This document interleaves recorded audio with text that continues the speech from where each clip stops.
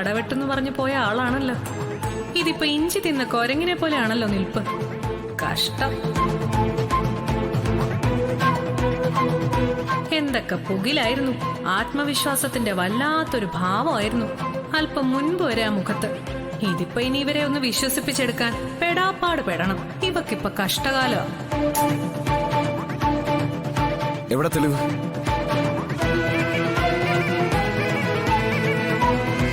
തെളിവ് എവിടെയെന്ന്? വിഷ്ണുട്ടാ, അത് കാറിൽ വെച്ചിരുന്ന ബാഗിലായിരുന്നു വീക്കും ഡ്രസ്സും ഒക്കെ. അതിപ്പോ കാണുന്നില്ല.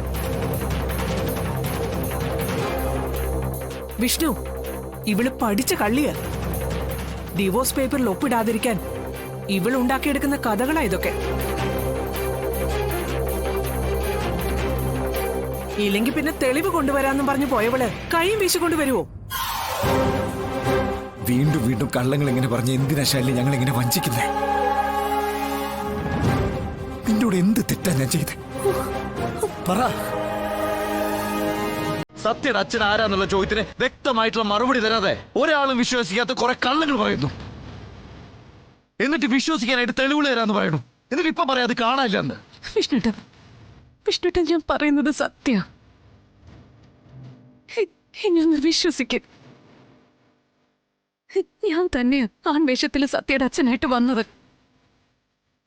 ആൺവേഷത്തിൽ നീയോ? കൊള്ളാം, നല്ല കഥ. ഞാൻ കേട്ടില്ലടാ, പുതിയ കഥ.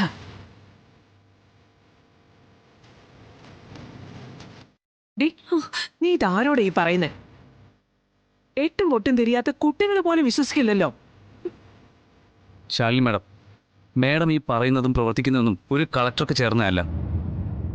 നമ്മൾ കള്ളമാണ് പറയുന്നതെങ്കിലും അതിനൊരു നേരുണ്ടാവണം. അത് സത്യമാണെന്ന് തോന്നിപ്പിക്കുന്ന രീതിയിൽ ഒരു നേര്. ആ നേര് സത്യമല്ലെങ്കിലും കോടതിയിൽ ഒരു വിലയുണ്ടാവണം. പക്ഷേ അത് പറഞ്ഞു ഫലിപ്പിക്കുന്നിടത്താണ് വിജയം. ഇവിടെ അതിൽ മാഡം അമ്പെ പരാജയപ്പെട്ടു.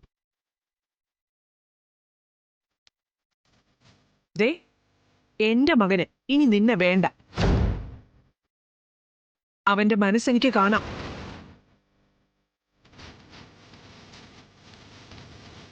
അതുകൊണ്ട് ദയവ് ചെയ്ത് ഇനിയെങ്കിലും ആ വക്കീല് തരുന്ന പേപ്പറിലൊന്ന് ഒപ്പിട്ട് തരണം.